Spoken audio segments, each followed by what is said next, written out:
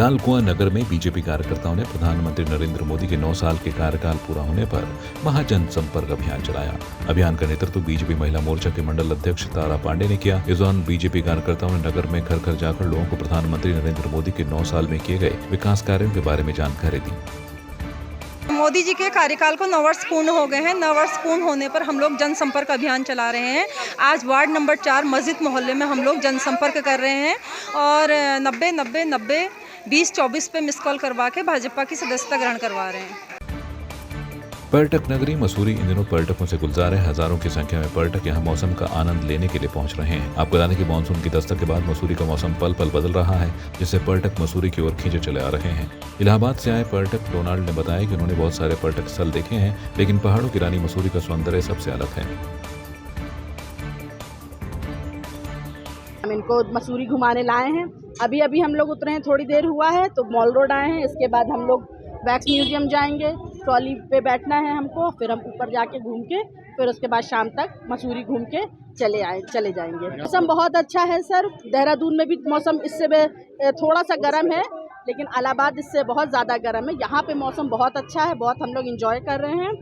और मसूरी का मौसम तो बहुत अच्छा है, मतलब कभी ठंड बहुत, रात में ठंड बहुत होती है, फिर बरसात होती रहती है, फिर हाँ, और आसमान हमेशा ये रहता है, मतलब फॉगी या क्लाउडी रहता है। बहुत अच्छे से मतलब मज़ा आ रहा है। जहाँ मैं रुक रहा हूँ वहाँ से व्यू बहुत अच्छा है, मतलब ऐसा व्यू नहीं मिलता है उस तरफ। मैं भी माउंटेन से आता हूँ, बट यहाँ कुछ और है जो उस तरफ नहीं है। अभी तो केम्प्टी फॉल फिर और भट्टा फॉल ये सब देखना है, फिर बाकी ये सब अभी तो तहरी डैम ये सब घूमा हूँ और ऋषिकेश हरिद्वार। और देहरादून आए, देहरादून से फिर हम लोग मसूरी आए। देहरादून में भी मौसम बहुत अच्छा है और यहाँ पे घूमने के लिए फिर आज सुबह आए, तो यहाँ का तो मौसम और भी अच्छा है। यहाँ के पहाड़ डिफरेंट तरह के हैं। मैं पिछले समय में सिक्किम भी गया और वहाँ यहाँ आया में बहुत फ़र्क है। यहाँ पे बादल जो है, बादलों के ऊपर पहाड़ है, उसके नीचे पहाड़ों के बादलों की जैसे घाटी बनी हुई, तो बहुत ही सुंदर मसूरी है, जो कि आज हमें देखने को मिलता है। बहुत अच्छा लग रहा है मसूरी। पहली भी बार जब मैं बहुत यंग में था तब था, लेकिन आज 60 साल का हो गया, लेकिन आज में और समय में बहुत डिफरेंट है। बहुत इंजॉय कर रहा हूँ मैं। हाईकोर्ट ने सरकार को प्रदेश में 8 हफ्ते में लोकायुक्त की नियुक्ति करने का आदेश दिए हैं। कोर्ट ने आदेश के अनुपालन की रिपोर्ट पेश करने के निर्देश देते हुए नियुक्ति तक लोकायुक्त कार्यालय में खर्च पर रोक लगा दी है। वहीं मामले में सीएम धामी का कहना है कि हाईकोर्ट के फैसले का सम्मान करते हैं और लोकायुक्त के गठन का मामला विधानसभा में प्रवर समिति के अधीन है। विधानसभा जैसा भी निर्णय लेगी, सरकार उस पर फैसला करेगी। देखिए, वो चूँकि एक नया एक्ट बनना था और नए एक्ट के बाद जो है उस पर विधानसभा की प्रवर समिति उस पर काम कर रही है। प्रवर समिति का अभी निर्णय नहीं आया है। प्रवर समिति का निर्णय आएगा तो उसके बाद ही जो है उस पर सरकार कार्रवाई करेगी। हम तो शुरू से जीरो टॉलरेंस की बात करते हैं, भ्रष्टाचार मुक्त उत्तराखंड की बात करते हैं, और हमारी ही पहल थी कि जो है एक भ्रष्टाचार के विरुद्ध जो है एक बड़ी लड़ाई होनी चाहिए, भ्रष्टाचार मुक्त भारत होना चाहिए। उसके लिए माननीय प्रधानमंत्री जी के नेतृत्व में आज पूरे देश के अंदर एक नई कार्य संस्कृति भ्रष्टाचार मुक्त भारत की दिशा की ओर आगे बढ़ रही है। उसको उत्तराखंड में भी हम लोग आगे बढ़ा रहे हैं। 1064 सभी कार्यालयों में ऐसे बोर्ड हमने लगा दिए हैं। कहीं पर भी कोई भ्रष्टाचार की शिकायत आती है, भ्रष्टाचार में कोई भी संलिप्त पाया जाता है, तो उस पर कार्रवाई हो रही है।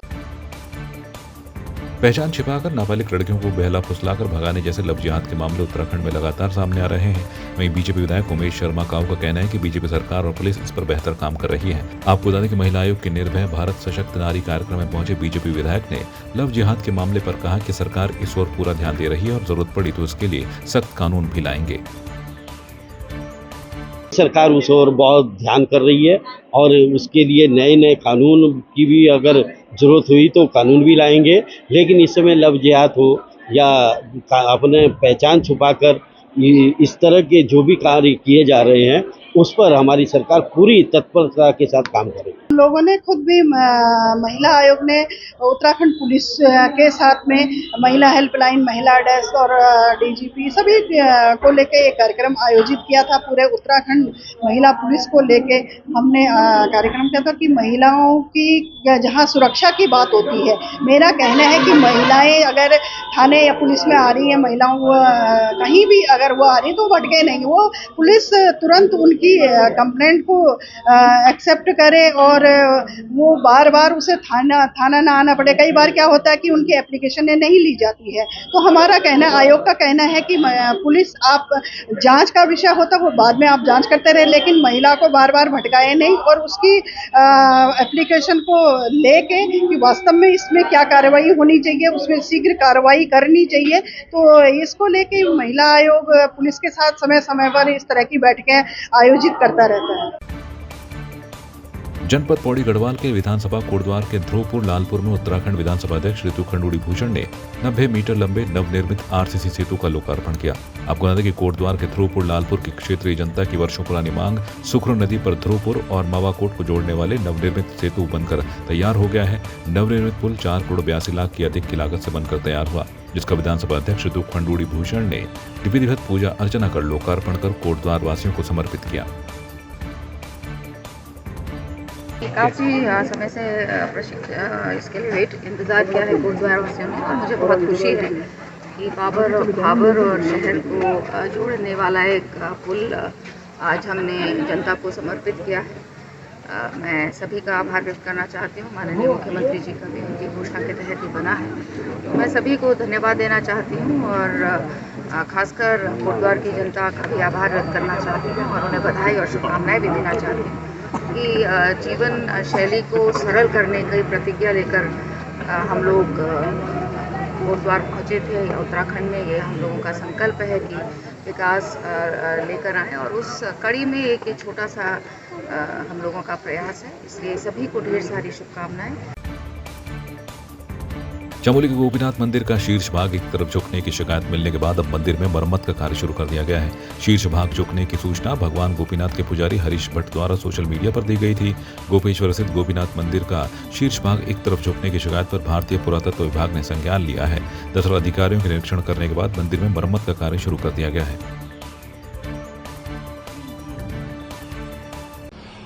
जैसा कि अभी सोशल मीडिया पर संज्ञान में आ रहा है कि गोपीनाथ मंदिर जो है एक तरफ झुक रहा है, इसके बारे में मैं आप सभी को बताना चाहूँगा कि सन 1962 में भारतीय पुरातत्व सर्वेक्षण के द्वारा मंदिर में रिनोवेशन कार्य किया गया था, जिस कार्य में मंदिर का जो हिस्सा झुका हुआ बताया जा रहा है उसको एक तरफ से खोला गया था और पुनः उसको जो उसमें पत्थर लगे हुए उनकी नंबरिंग करके उसको उसी के अनुसार वहाँ पर लगाया गया था।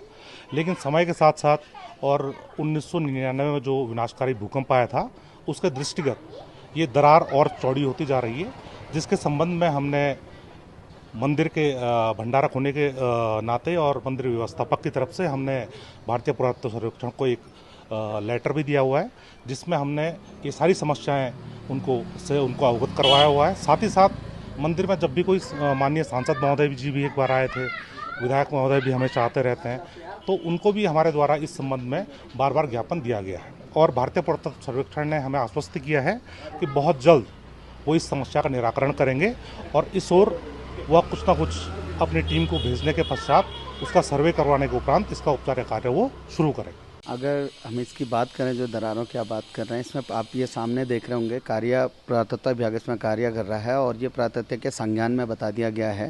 जो इसमें दरारें की जो बातें चल रही है, ये कुछ दिनों से काफ़ी लोगों की नज़र में आ रहा है कि मंदिर का जो परिवर्तन दिख रहा है, एक तरफ को झुकाव, तो उसको लेके पुरातत्व को संज्ञान में बता दिया गया है और पुरातत्व की टीम कल यहाँ पर तहसीलदार एसडीएम भी यहाँ पर विजिट कर चुके हैं, उन्होंने भी इसको संज्ञान में ले लिया है। प्रदेश के पहाड़ी जिलों में आज भी सड़क की बाट जोह रहे लोगों को कई समस्याओं का सामना करना पड़ता है। इसमें से एक समस्या स्वास्थ्य की है। पिथौरागढ़ से ऐसा ही एक मामला सामने आया है। मुंशियारी से लगभग 80 से 85 किलोमीटर की दूरी पर मिलम में एक 62 वर्षीय बुजुर्ग का स्वास्थ्य अचानक खराब हो गया, लेकिन सड़क से 12 किलोमीटर पैदल दूर बुजुर्ग को ले जाना मुश्किल था, जिस पर एसडीआरएफ की मदद ली गई। वहीं सूचना मिलते ही मौके पर एसडीआरएफ की टीम बुजुर्ग को रेस्क्यू कर एम्बुलेंस के माध्यम से प्राथमिक चिकित्सा केंद्र मुंशियारी पहुंचाया, जिसके बाद बुजुर्ग को अस्पताल में भर्ती कराया गया।